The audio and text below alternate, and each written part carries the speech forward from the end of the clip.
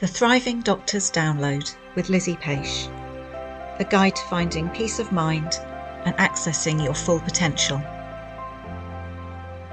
Episode 4.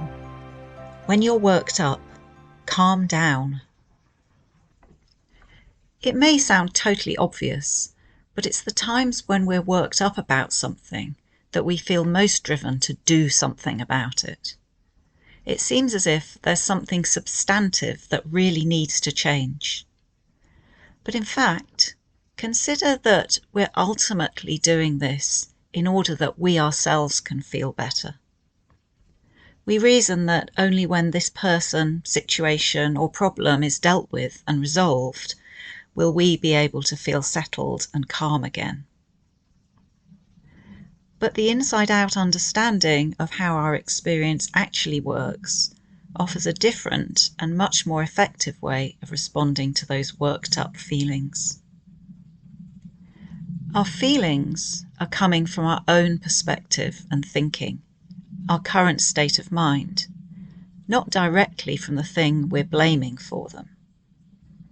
When we pay attention to our state of mind first, it's possible for us to find our way back to good feelings, back to peace of mind, even before anything has changed in the outside problem.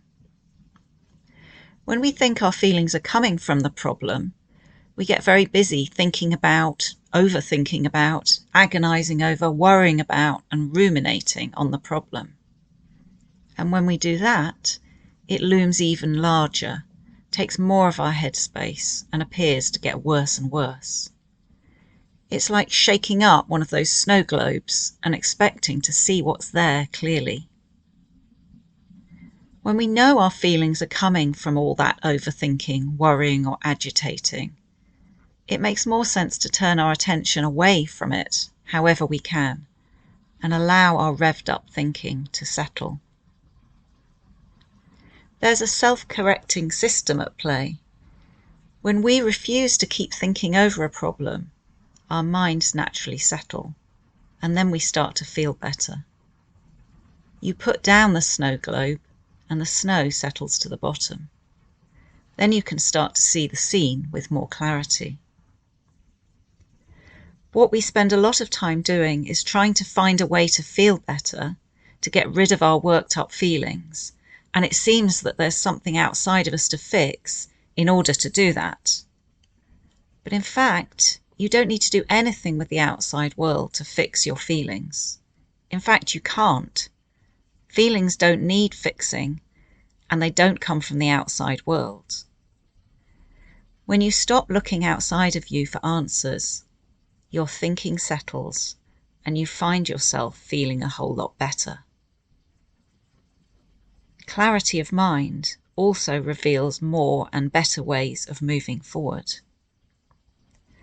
I know I can certainly think of plenty of times when, after I've stopped agonizing over something, maybe after a good night's sleep or spending time distracted elsewhere or just forgetting about it, a problem looks far less threatening. Either there's nothing that needs to be done, or I come up with a better idea of what to do. So what I know now is that when I'm most worked up is the time not to do anything about the problem. The priority is to calm down in whatever way makes most sense to me. The self-correcting system settles back to peace when I stop getting in the way. The priority is not, as it so often seems, to sort out the thing that looks like it's causing the upset. That just gets me more agitated and involved in overthinking. Don't take my word for it. I invite you to experiment with looking away from your problems for a while and finding a way to allow your mind to settle. See if you notice how your problem, issue, or situation starts to look different. Without all that snow in the way, I think you'll see for yourself that you now have more clarity about what needs to be done next. And that may even be nothing at all.